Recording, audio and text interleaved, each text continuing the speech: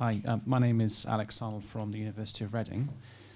Thank you for four really interesting presentations. I was really interested in your case studies. I was just wondering, you all mentioned the importance of the oil and gas sector and energy sectors. I was just wondering, to what extent did you engage with these actors in your research?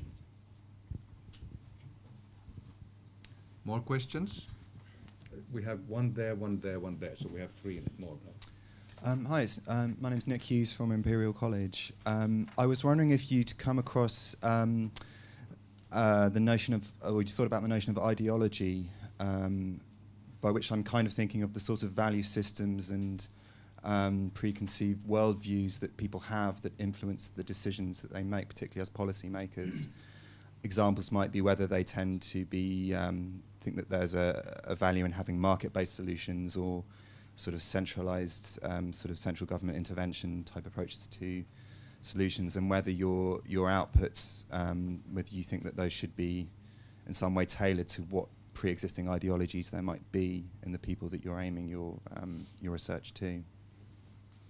One lady in front, and then one over there, and then one Thank over you. there. Then we have five full. Yes, I'm Ulla Bago. I'm an independent consultant and development economist, and I've worked in some of the countries that are covered by your research. And thank you very much for great papers and presentation. Now, I was just wondering, have you also been talking with the parliamentarians, you know, the parliaments and parliamentary committees, as they are very much part of the political economy? Thank you. And then there's one at the back and another one at the back. So those two, and then we'll, I think, have answers for this round. Hi, my name is Andrew Barnett. I'm from the policy practice, which somebody described as a boutique consulting company that specializes in political economy. And I wanted just to say, I'm delighted about the upsurge in interest in political economy in the energy sector. And I think Peter Newell's paper is by far the best one I've read, and I've been watching this for some time now. I'm delighted that issues of these the politics of the conflicts of the various objectives are central to this debate. And I think there is a danger that in some discussions that was not in fact the case. I would say we are beginning to be overwhelmed by requests to do work on political economy of energy. I would say, by the way, energy not necessarily is not always electricity. Let's get too confused about that. I think the issue for me is many good development workers have been doing this for the last 30 years. I think of people like Mike Bess, who's been doing this work in energy for 30 years, and he really understands the politics of the energy of Kenya and whatever. The question is, can we draw on the work of people like David Booth here at IDS, at ODI, and others to really add something more to this process than I take Fatema's point. We're trying to say these things in a simple way to people who are not familiar with this language. But it seems to me that we have to go beyond common sense in some way. I would say, by the way, we have a grant to produce distance learning for DFID on political economy analysis, which we're just about to complete. So I hope we can get that together. So I think the question really is, what is there analytically or conceptually that does more than just do common sense things about winners and losers? And there was one in the middle over there.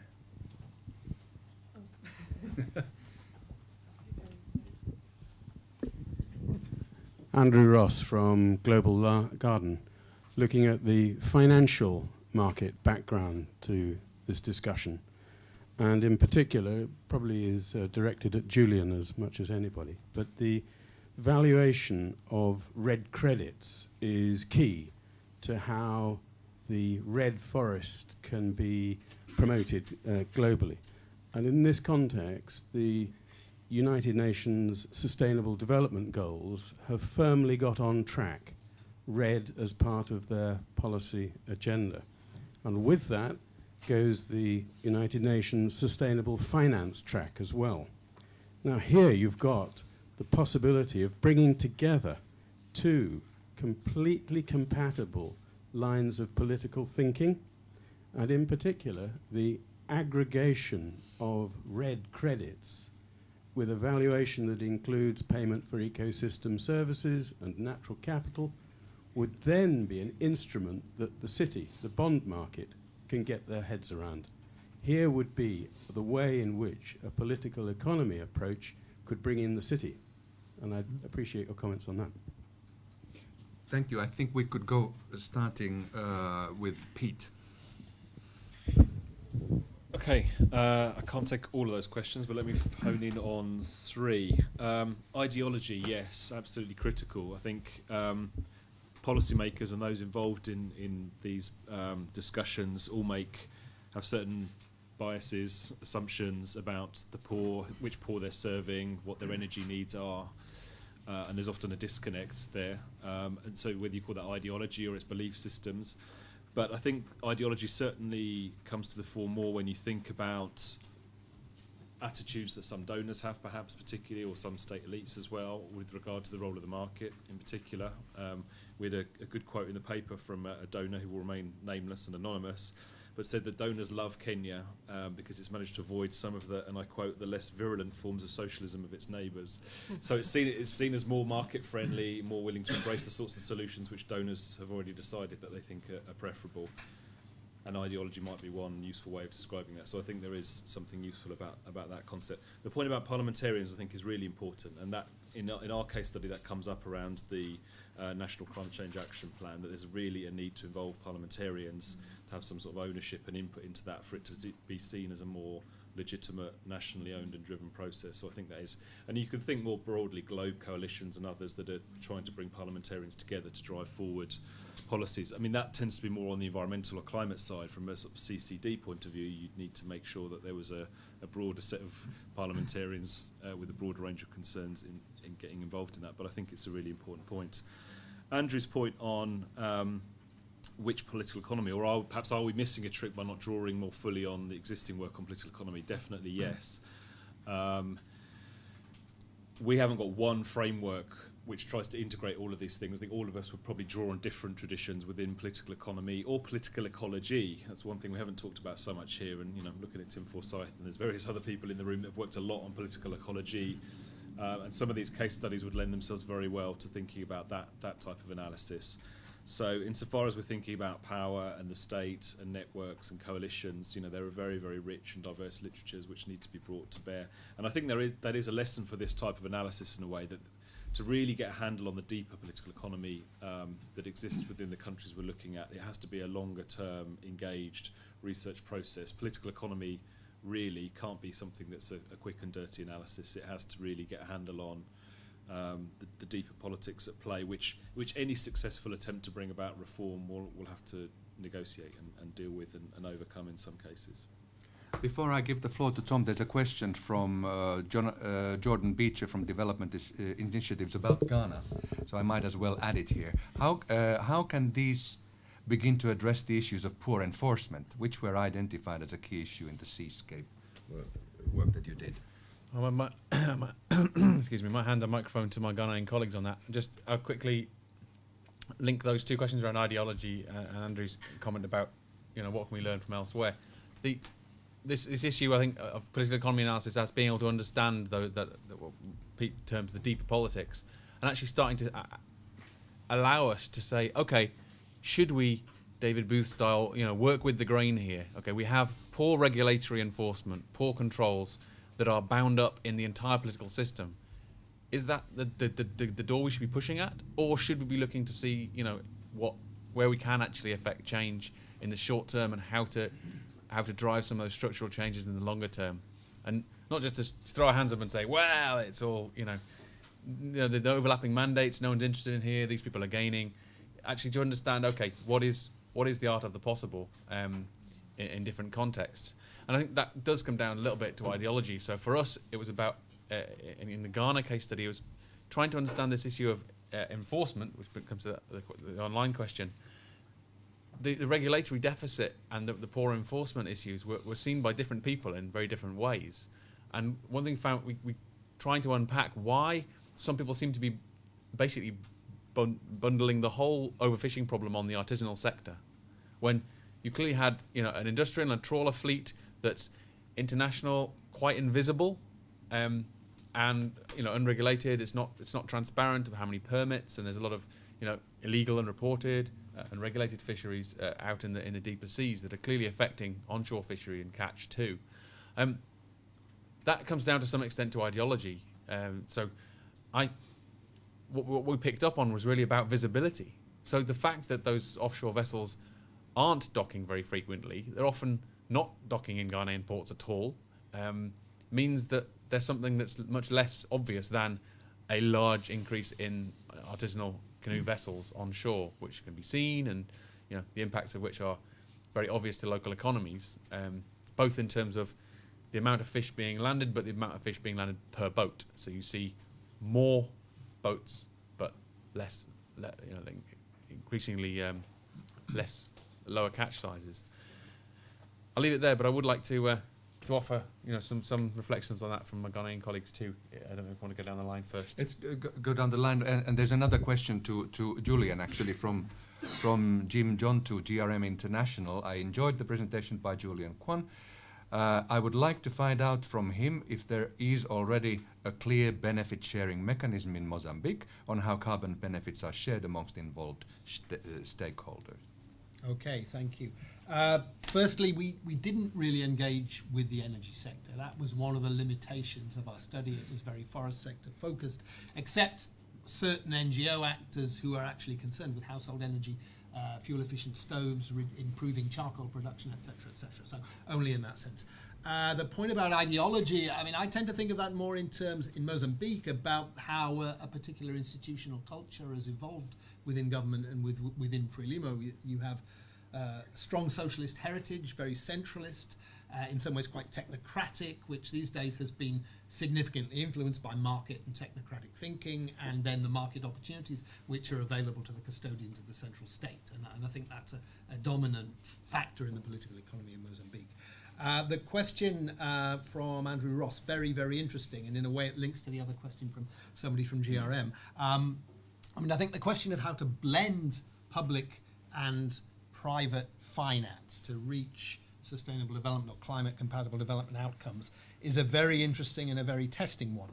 The difficulty I have is in understanding what the incentives for private finance really are, if they're particularly linked to the carbon market, because the whole emphasis on measurement, verification, carbon, or if forest carbon as a commodity, points towards particular types of payment mechanisms, particular types of projects, project operators. And there's a need to look at that, how that works on the ground. How payment is delivered to different actors, how payment is delivered to farmers. And I mean, I think the Safala Carbon Project example was quite interesting, really, in that we had a flight of capital. So I tend to think in terms of what's the scope for the emergence of social investment capital, which is not entirely linked to carbon markets, where management companies might, for instance, be able to gain management contracts using public finance, but at the same time explore to a limited degree exploitation of various markets, not only carbon, but also, I mean, you've got partnerships on the ground with forest operators, safari operators of different kinds, non-timber forest products, medicinal products. There's a whole range of areas where there are business opportunities. Then you come down to the need for the benefit sharing mechanisms, which links to the question from GRM. The REDD+ decree in Mozambique sets out a benefit sharing mechanism, but it's untested in practice. It's very much modelled along the lines of those for forest and safari and tourism management, where there is a benefit sharing formula. There's a certain degree of pressure and interest in consolidating these, in that there are a number of different sectoral ones. There's the community-based natural resource management committees are supposed to manage open bank accounts, manage funds, and somehow deal with the benefits at the local level. So the issue comes down to how can you manage and develop a system for that sustainably? How can you make sure that real benefits are delivered to rural communities, to small-scale farmers who contribute to environmental services without being entirely creamed off? Now, I'm sure that private capital does have a role. I'm sure that, if you like, management companies with a sort of social enterprise orientation have a role in practice, but getting all the pieces to line up so that you have a practicable, workable system where there are real incentives to get long-term public and private finance into this, which delivers long-term returns to the players on the ground. That is the fundamental challenge.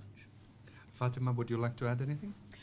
No, I mean, apart from what Andrew was saying, the kind of clearly a lot of people are thinking already about different ways of communicating issues around political economy analysis, and it's definitely worth engaging with people who are already doing so. Yeah. Does the Ghana team would like? If we get the microphone to the Ghana team to respond to the issue of enforcement, and then I think, as the next session is also a discussion, I think we will still be able to take more questions to the panel, although the panel will not be sitting here. But I think because we have to go on with our agenda. Adelina, or someone else? Yeah, we have people from both the mangrove side and the fisheries side, so they'll each respond in terms of the enforcement. Okay, I'll try and be very quick. On the mangrove side, I think the policy, there's a redirection now towards afforestation and also limit degradation, especially within the wetlands. Then also there's issue of a model project in the protected areas, the wetlands in the biosphere reserves, where there is strict conservation measures applied within the core zones, whilst we're doing an effort to aggressively and collaboratively restore the core areas and also the buffer areas where the communities can harvest. Lastly, there's an issue of long-term benefits so that communities can appreciate the need to conserve the mangroves and protect them. We're talking about ecotourism and also our new term, carbon credit, which we're hoping the community can have direct benefit and also help in conservation of the mangroves. So I hand over to my colleague who will also talk a little bit on fisheries. Thank you. My name is Aisha. On enforcing within the fisheries sector, basically we need to identify two basic things. There are people who are doing fishing as cultural thing, and there are those who are doing fishing as business. Now, you need to either identify voluntary compliance, which is easier within those who are doing fishing as a cultural thing, so they would want to protect the industry for generations. But then when it comes to those who are doing fishing as business, they see it as an investment. And then you will need to have an enhanced enforcement. Probably it has to start with adequate research that indicates what period within the year you can do some specific fishing and probably introduce the quota system.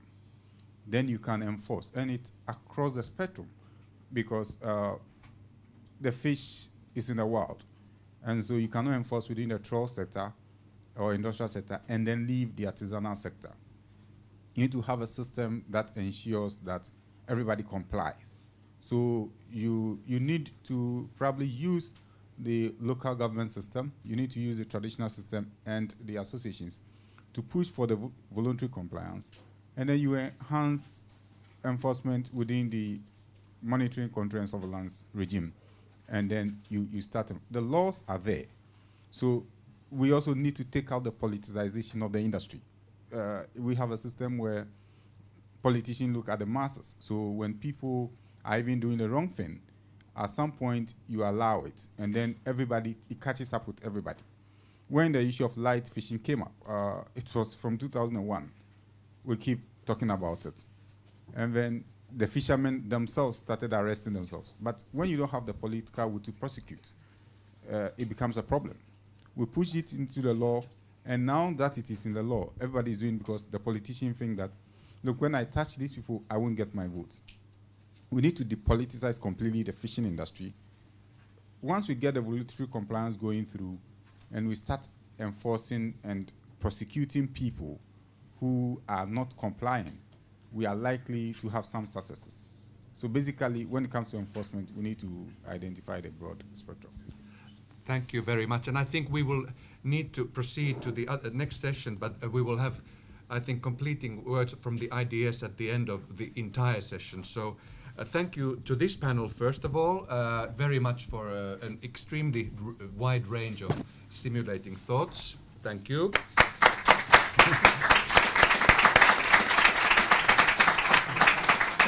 And now I'll invite Andrew Hisham from SOAS and Felix Preston from Chatham House to run a discussion, really, what role for political economy analysis for climate change and development. And I think we can still come back to discussion.